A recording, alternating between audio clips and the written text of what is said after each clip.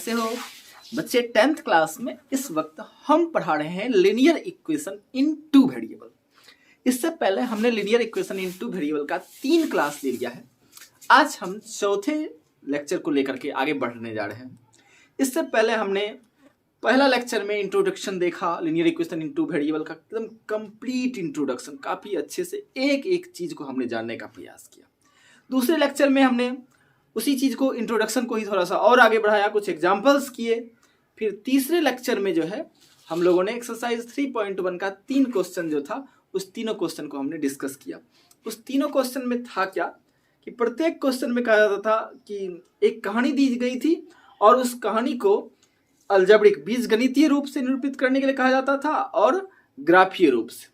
तो हमने बीजगणितीय रूप से यानी समीकरण के रूप में तो उसको निरूपित कर दिया था, लेकिन ग्राफीय रूप से निरूपित नहीं किया था।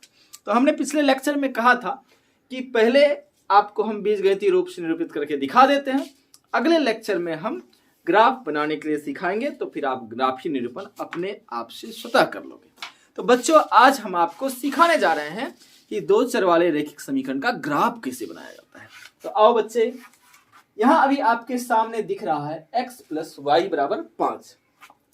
अब x प्लस वाई बराबर 5 ये आपका एक इक्वेशन है, ये आपका एक इक्वेशन है। इस इक्वेशन को क्या करना है? ग्राफ पे रिप्रेजेंट करना है, ग्राफ पे दिखाना है। कैसे दिखाएंगे? तो चलो हो जाओ तैयार।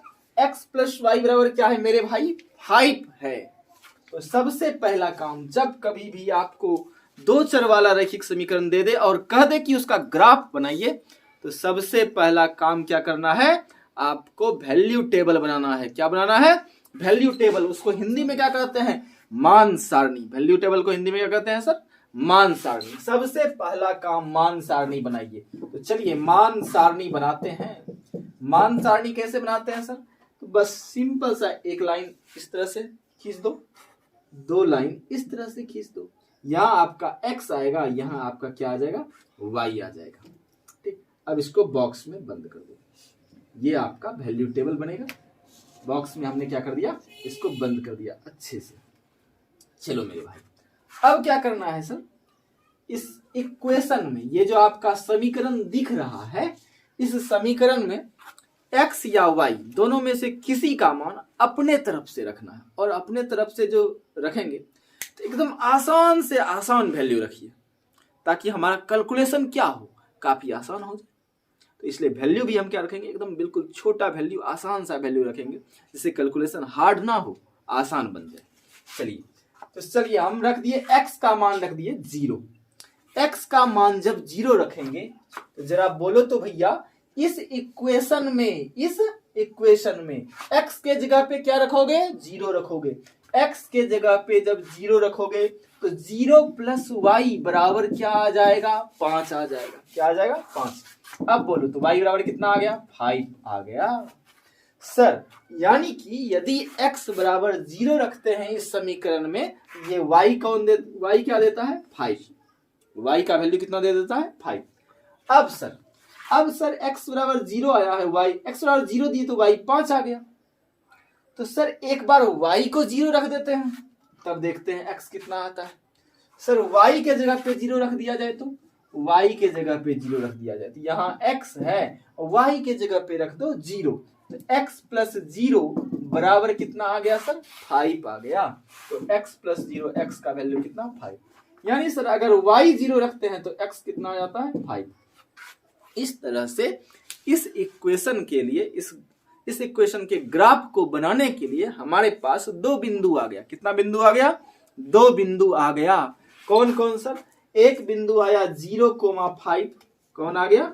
0,5। ये x कोऑर्डिनेट 0, y कोऑर्डिनेट 5। और एक आ गया 5,0।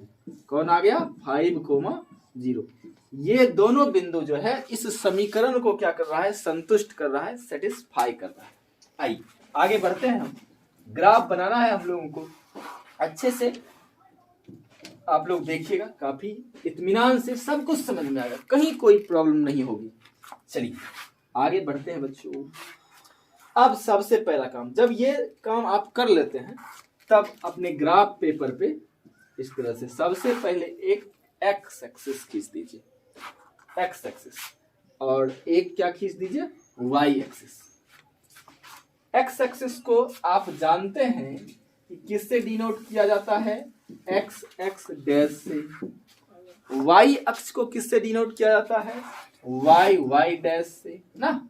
ये आपका क्या हो गया, ओरिजिन हो गया। ओरिजिन को क्या कहते हैं, मूल बिंदु कहते हैं सर। अब देखो, अब क्या करना है, अब आपका स्केल समान स्केल लेकर के यहाँ पर सारे वैल्यू को दिखा दो एक्स अक्ष पर। आपको पता है कि 0 के राइट साइड में जो है सर पॉजिटिव नंबर डाला जाता है। तो 0 के बाद 1 2 3 4 5 6 7। चलिए इधर क्या दिखा देते हैं, -1 -2 -3 -4 -5। फिर ऊपर पे पॉजिटिव 1 2 3 4 5 ऊपर 6। चलिए इसको और थोड़ा सा आगे बढ़ा दीजिए तो 7 हो जाएगा आपका। इसको भी इधर आप थोड़ा सा आगे बढ़ा देंगे तो ये आपका कितना आ जाएगा, -6 -7। चलो भाई नीचे क्या हो जाएगा, -1 -2 -3 -4 -5 -6 और नीचे क्या हो गया आपका -7 आ गया। चलिए अब हमने सारे पॉइंट को दिखा, वैल्यू को दिखा दिया। अब हमको पॉइंट रिप्रेजेंट करना है इस ग्राफ पेपर में सर। कैसे रिप्रेजेंट करें, तो पहला बिंदु है आपका 0,5, दूसरा क्या है सर 5,0। चलिए पहले इस पॉइंट को दिखाना है, कहाँ दिखेगा सर, तो सर एक्स कोऑर्डिनेट क्या है सर 0। एक्स कोऑर्डिनेट क्या है 0, सर एक्स कोऑर्डिनेट 0 यहाँ है। एक्स अक्ष पर देखना है 0 और वाई अक्ष पे क्या देखना है सर 5। हाँ लेकिन ये चीज याद रखिएगा, एक्स अक्ष पर जहां जिस चीज को आप दिखाए थे उसी के सीधा में वाई अक्ष पर जाना है। तो सर 0 के सीधा में वाई अक्ष पे चले जाइए, कहाँ चले गए 5 पे। तो यानी ये हमारा पहला बिंदु हो गया 0,5। चलिए अब दूसरा पॉइंट क्या है सर 5,0।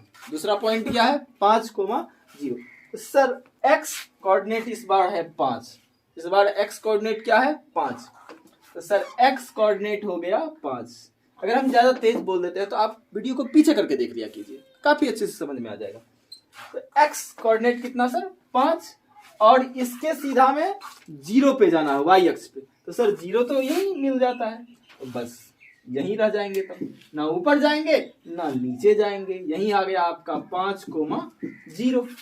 ठीक, अगर 5 1 रहता तब 5 के सीधा में ऊपर की ओर 1 जाते, यहाँ 5 -1 रहता तो -1 तो नीचे मिलेगा, इसलिए 5 के सीधा में -1 पे आती, यहाँ होता है 5 -1। लेकिन मेरे भाई अभी हमारा पॉइंट जो है वो क्या है 5,0 है। क्या है 5,0, इसीलिए सर ना तो हम ऊपर जाएंगे ना ही नीचे आएंगे, यही आपका बिंदु हो गया 5,0।